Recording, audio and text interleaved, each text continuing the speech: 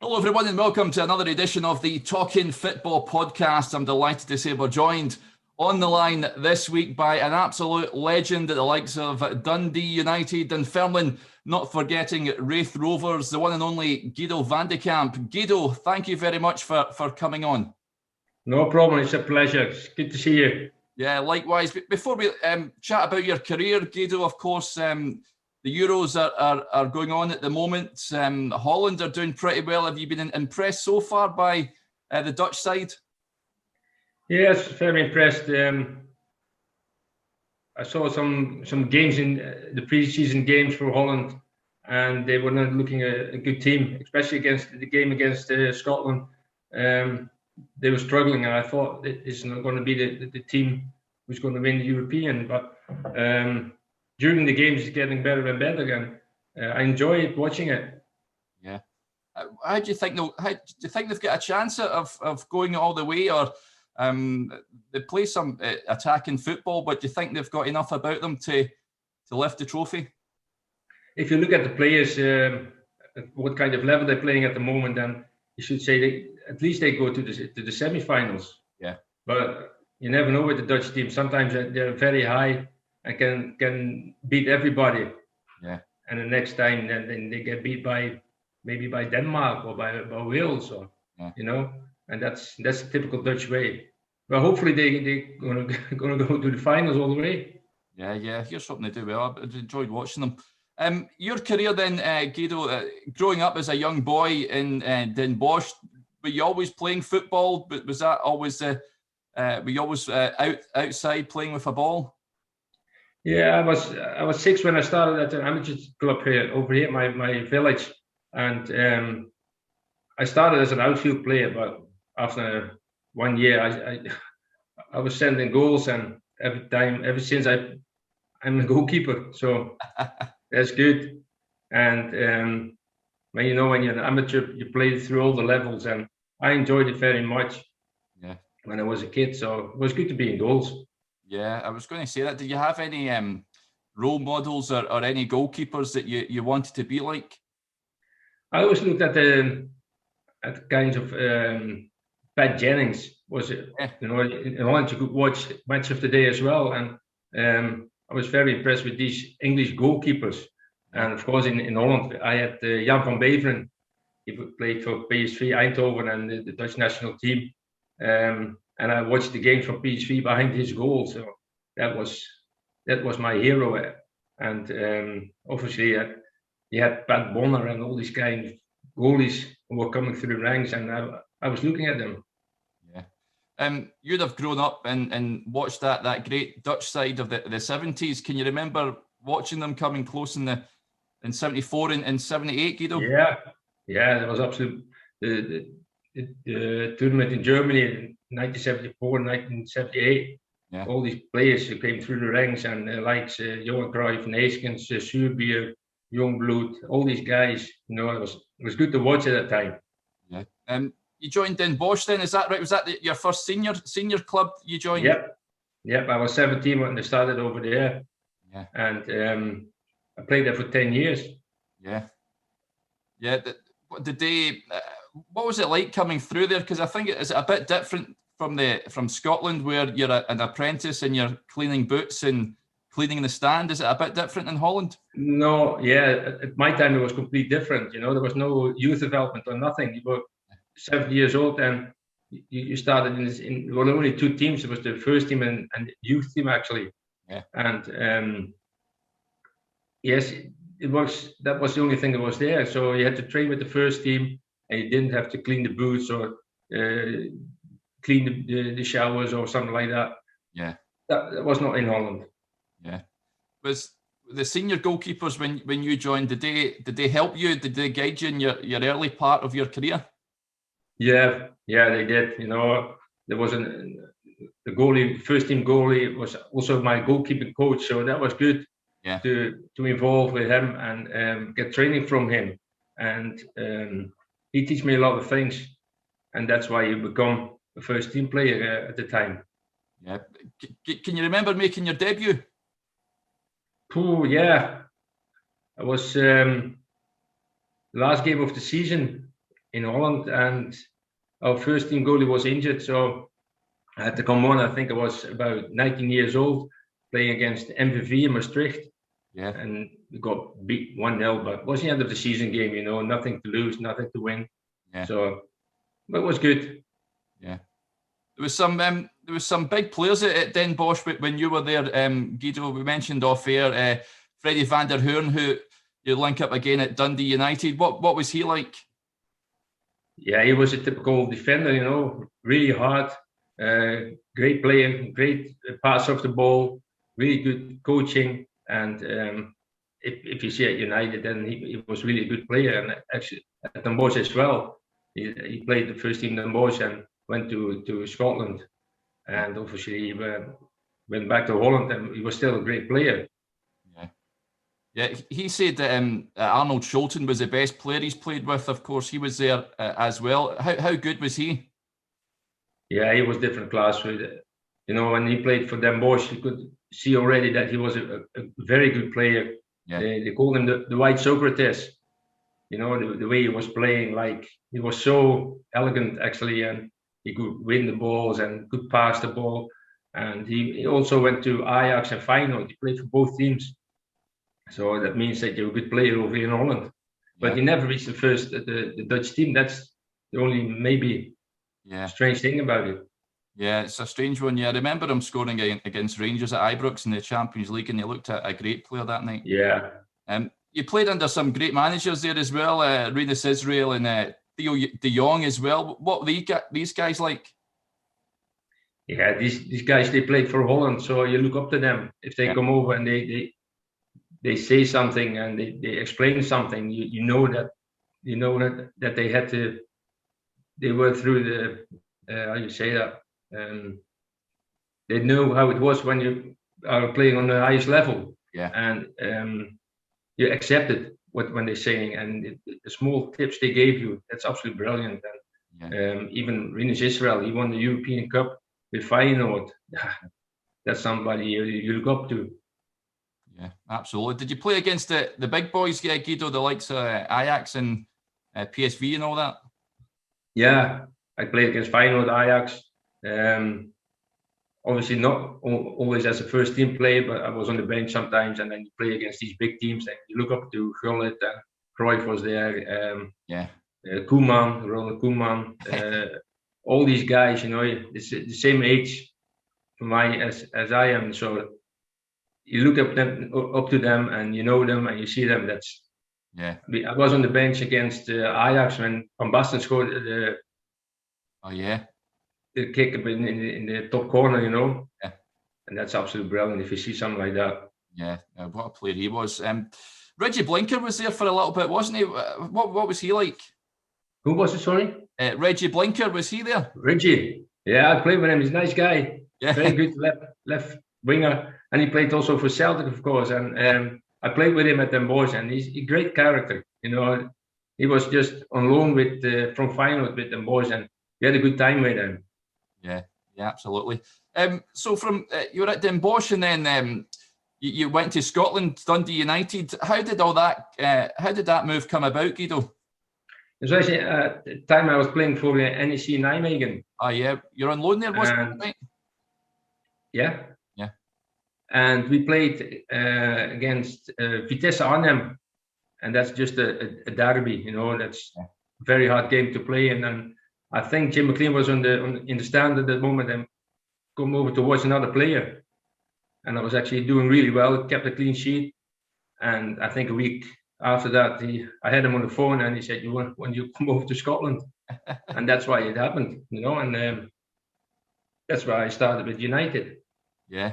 Did you have to think about it? Because going over to another country, and you'd obviously played in Holland all your time in your career, was it a tough decision, or was it quite an easy decision to make?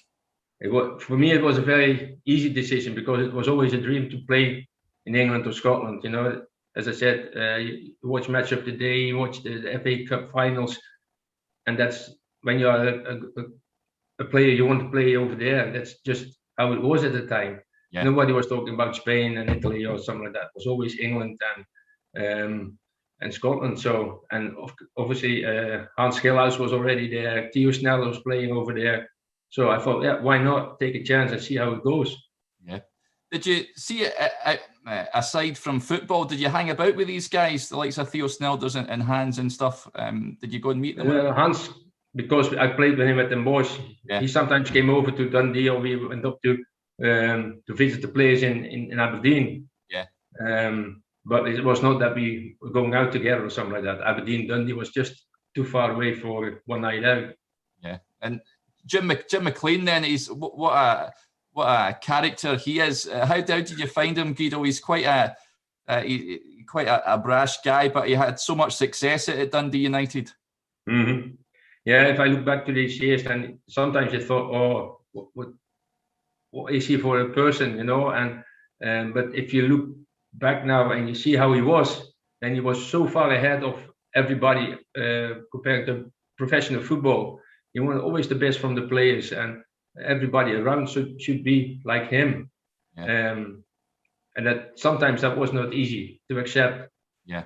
And for a player, you know, when you come in at half time and it's not going well, then he had some words with players. And but afterwards, when you're getting older and look back to these years, then you know that he was far ahead of the time at that moment.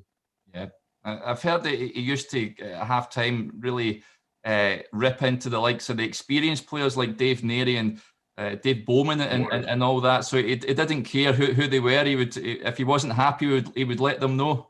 Mm-hmm. Yeah, that was typical Jim McLean. But afterwards, he was such a nice man. Yeah.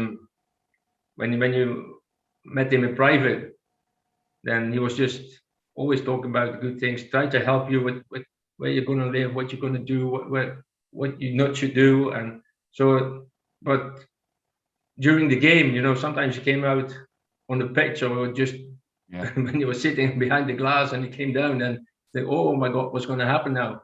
But you had to get used to it. Yeah. But that sometimes was very hard. Yeah. Scottish football is a little bit different from football in Holland. How did you find it? Did you enjoy, because you said you liked British football, did you enjoy the different style? Yeah, I really did. You know,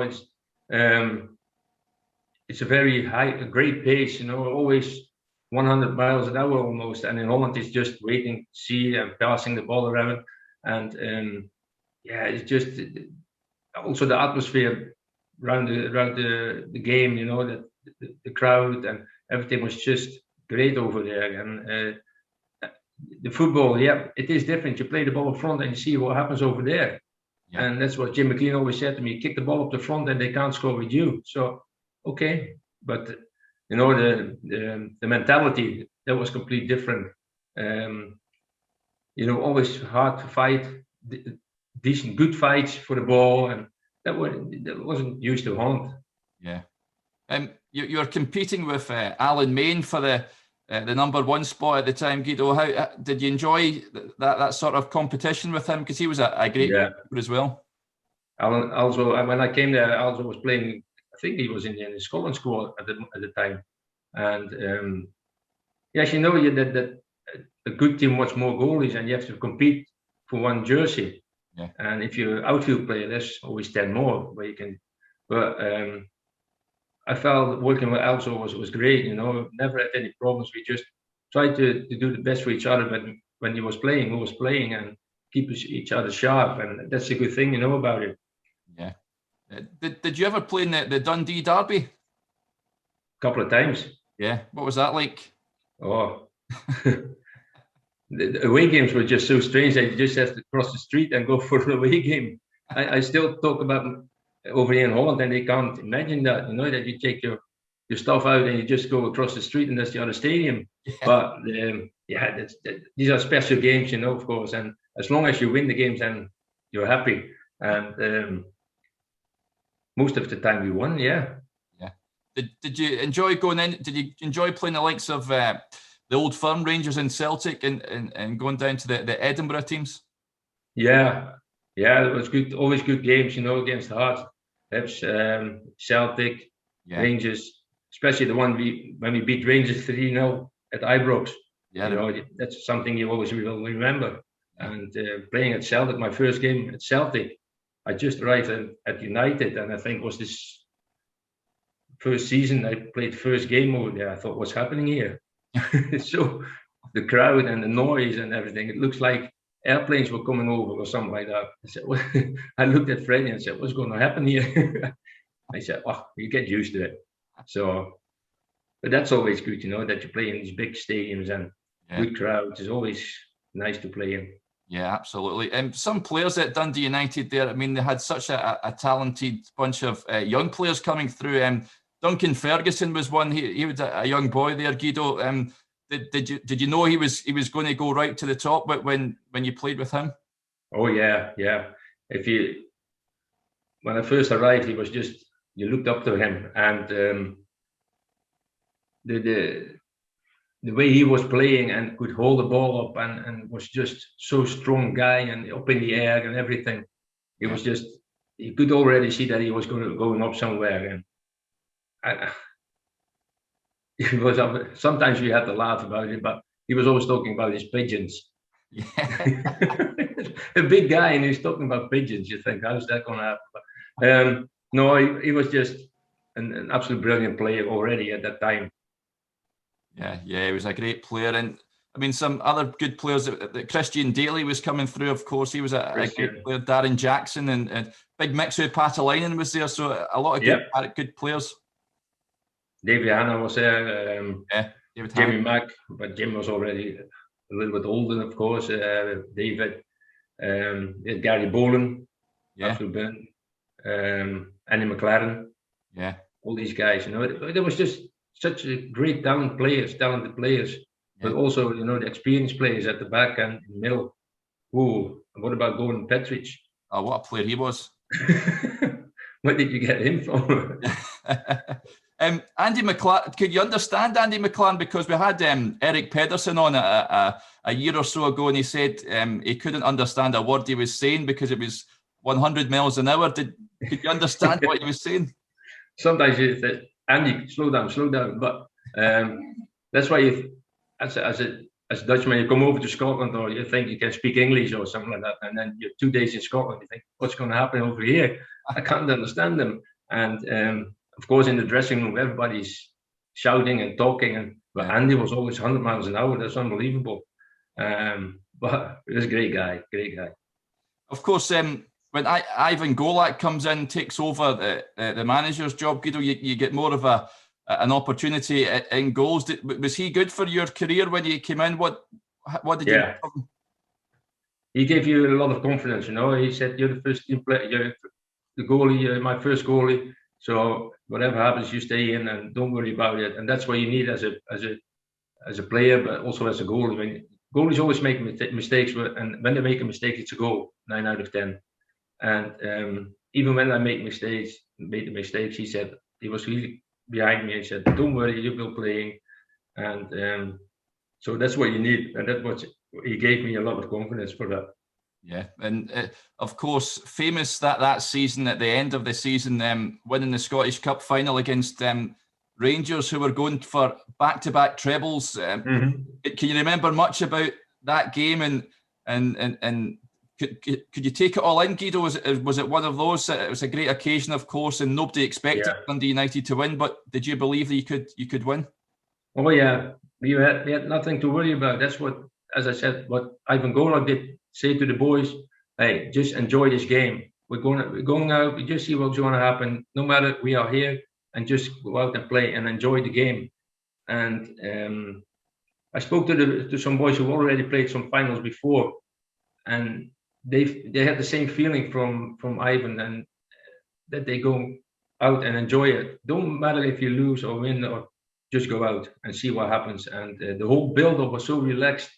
We were sitting in a hotel and we could do what we wanted, and the players were playing pool or just were going out for a walk or just in the rooms, and there was no hassle, no stress, nothing. So you could feel that, there was something going on at the moment. And already we beat the Rangers at Ibrox, as I said. Yeah. So why not? But it was a great day. Yeah, and I'd imagine it was a great party after that. Yeah, all the way back. We had to go some other way because it was so busy on the roads with United supporters, and We arrived in Dundee and we stayed in the Tannadice hotel. It's now gone already, but yeah, we had a big party. And the next day, the tour through Dundee and all the people, all the fans, and on the big square. That was absolutely brilliant. yeah. Do you still have your winners' medal from that game? Yeah, it's hanging up with my shirt I was wearing. So fantastic. Yeah, wonderful. And from then on, it sort of turned a bit sour. You left Dundee United. Was it a contract issue or something like that? Left. Were you leave, Guido? We couldn't sort out the contract. It was a difficult contract, and I couldn't agree with Jim McLean. Yeah. And I said, okay, then I leave and see what happens. Yeah. Because you went to, of course, you joined Dunfermline. Was it January '95 or something? Something like that in the winter. Yeah. So would you go back to Holland then and just wait for an offer from another club? Yeah, I did. I was pregnant at the time, and I had to do something, and I had to bring in some money. So I went back to Holland and I took a job, and I was already also training with Den Bosch to keep myself fit. Yeah. And you never, and I almost signed back for Den Bosch at the time. First game, Loggy came in. Yeah. And he was a manager at St. Johnstone. Yeah. And I was there, and but that fell through. Yeah. Because Jim McLean didn't want me at St. Johnstone at the time. And I was also with the Bosman arrest, they were just asking a lot of money all the time, and then that fell away. The Bosman arrest with all the transfer money they should receive for a player. Yeah. And then I think it was January, that Peyton phoned me and he said, will you come over to Dunfermline? Yeah. And I took the first plane to Scotland, and I was playing the next day. Yeah. Wow. In the cold. Yeah. Bert Payton and Dick Campbell with the management team there. We've had Bert on before, cracking guy. What were those two like to play for? Brilliant. They were two characters. They were absolutely brilliant. Dick was just always trying to make jokes but the jokes that keep you going, and Betty was just the manager was picking the team, but most of the time Dick was doing the talk, and it was a good time over there, and I liked them very much. Even when the good thing was, even when you're not in the team or you're not playing, they just gave you, they never left you apart, but they just kept you with the team, everybody together, and that was part of Dick, most part of the Dick that Dick was doing that for the team. Yeah. Just keep us going, and that was typical Dick. Yeah, and in Westy, you was competing for the #1 spot. Mm-hmm. Did you enjoy it playing alongside him? Yeah, Wesley's just a great guy to work with. Also, he was always trying to help you as well. It was typical Wesley, just a gentleman for you to work with, to help you out with everything, even when you was your opposite #1, but that's what I said from Alan Main as well. You have to keep each other sharp. Yeah. For the game, and you can't let you down because you play for the same team. Yeah. So, but Wesley was absolutely brilliant about that. Every day we worked together, and we talked a lot about it, and it was good. Yeah.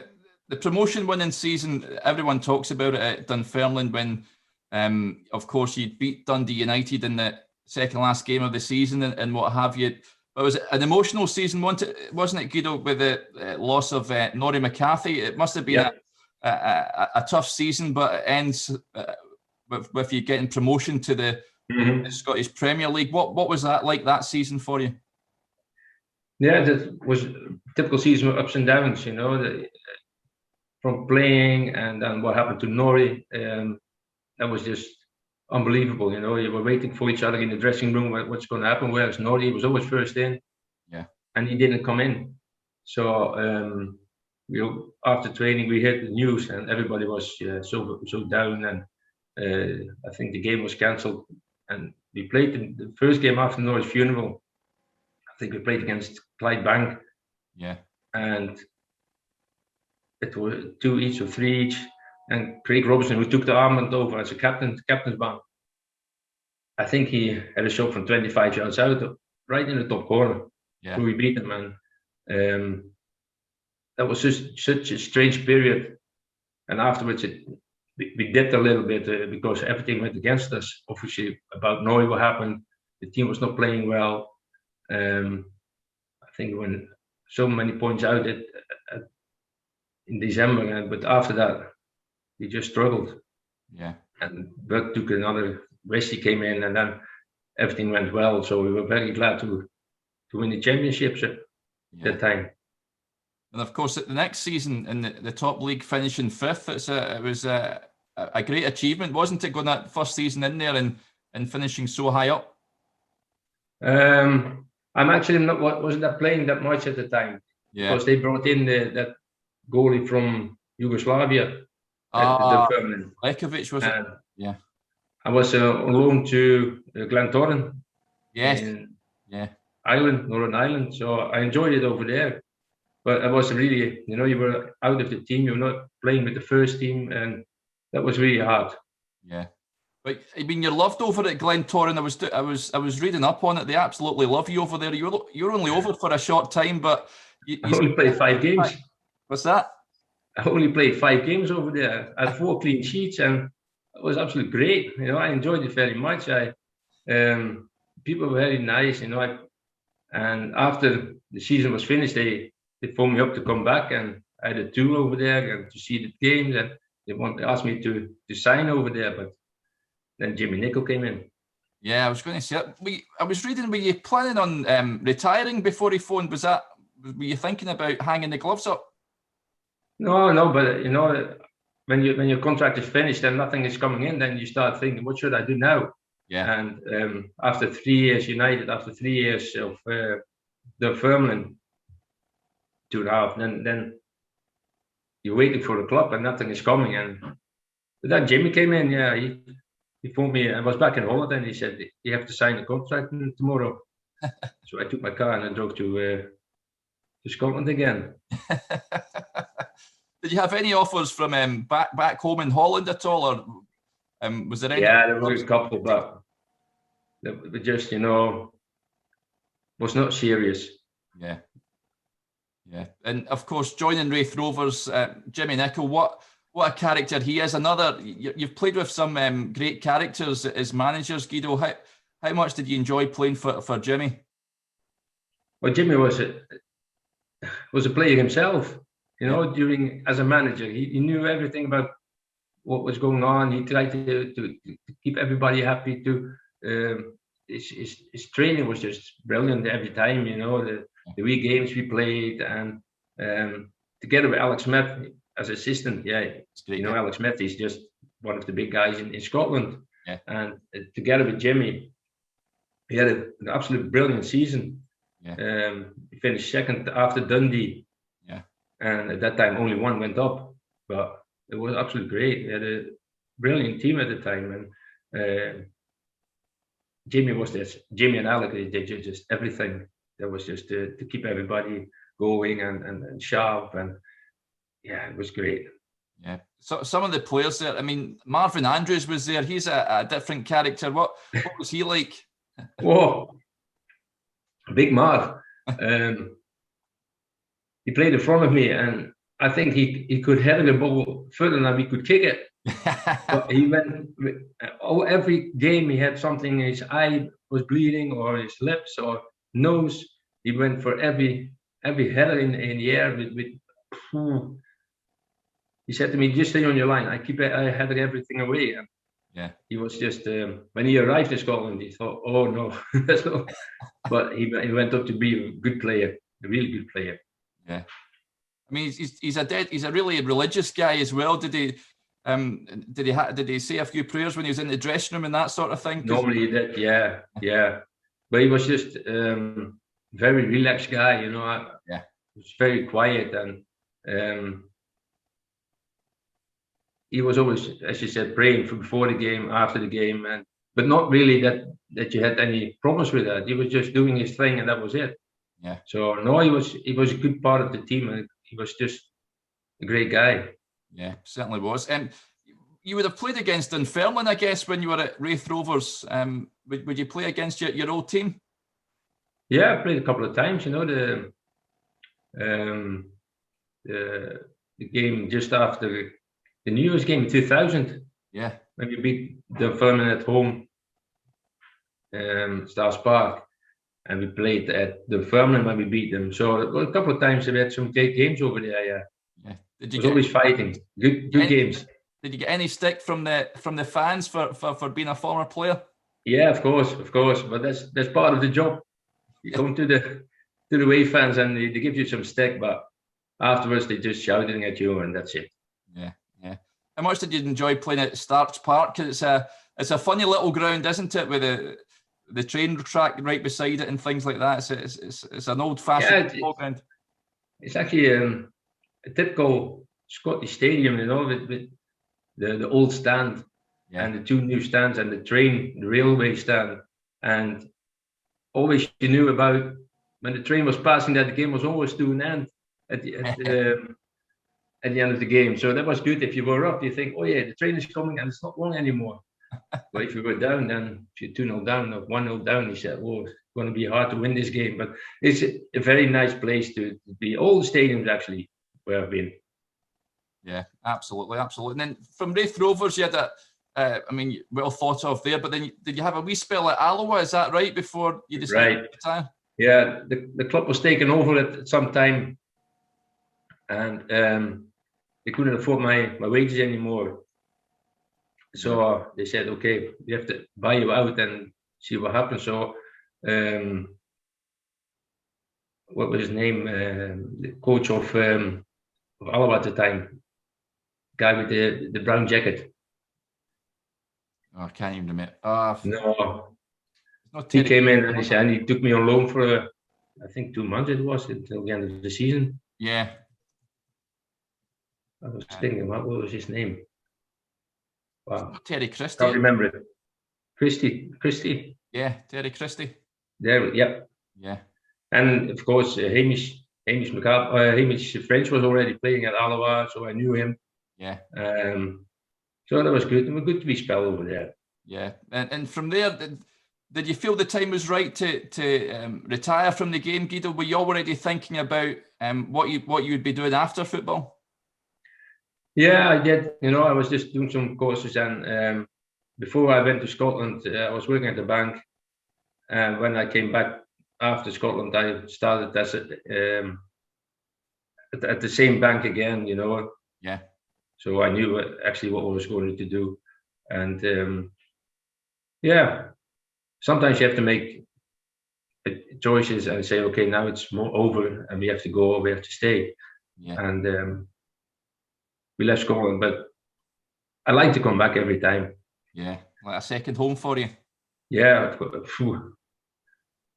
Still, if I can go back to next week, then I'll go back next week. Yeah. Hopefully we'll be allowed to travel before. Yeah. I was going to ask as well, I mean, you were absolutely loved it. Dundee United inducted you into their Hall of Fame in 2017. How proud were you that you were inducted into that? Oh, very, very proud. You know, it's something you don't expect. Yeah. Because you're just a part of the team who wins something, and somebody goes to work in the morning and he's working as hard as I did. And but it's good, you know, that just you get a sort of reward that you achieve something for this team and for this club. Yeah. And that you be a legend. Okay, that's good. But it's just that we won that cup. That was just brilliant for the whole team, for the whole club. Yeah, absolutely. And were you thinking? Did you go into any coaching, Guido? Were you thinking about that? Did you do? I'm still a goalkeeping coach. Yeah. I've been at Den Bosch for about 12 years. I did youth goalkeepers, and now I'm just at an amateur side over here, first team goalie. So that's what I like to do. Still involved in football, still watching the football. So that's good. Yeah, fantastic. And do you keep an eye on the results of the likes of Dunfermline, Dundee United and Raith Rovers? First thing every Saturday or whenever they're playing, you know, what's the score with United, what's the Dunfermline, what's Raith doing at the moment. They all go up, they didn't win the playoffs. That's just the first thing I do every day. And I obviously, with all the internet, you read the Scottish newspapers, and you watch the telly, and that's how I look at it. Yeah, superb stuff. And was there any save that you're most proud of, Guido, in your career? Was there one that really sticks out that you love to make? Yeah, we played with, I think it was with Raith. We played Falkirk. Yeah. Away, Falkirk at, was it Broxville? Oh, Brockville. It was just, yeah. I think it was just one of these, they shot 25 yards out, then a deflection went up to the top corner, and I saved it. So that's also everybody's remember me about the save for Michalichenko against the Rangers in the final. Yeah. That was of course a top class save, but the one against Falkirk, remember, for me it was better than that one. Yeah. Because we beat Falkirk 1-0 as well. So. Yeah. Fantastic. You mentioned Brockville. I mean, it was another old-fashioned ground. But what was that like to play at? Yeah,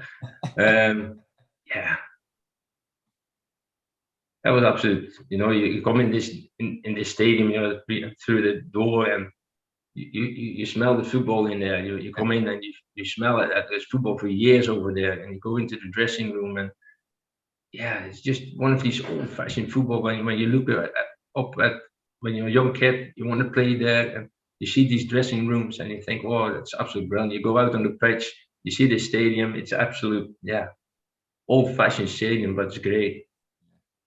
Great to play in. Yeah, superb stuff. Well, that's been an absolute pleasure having you on, Guido. Thank you again for coming on the podcast. I've thoroughly enjoyed it, so thank you. It was a pleasure, and hopefully you enjoyed it as well.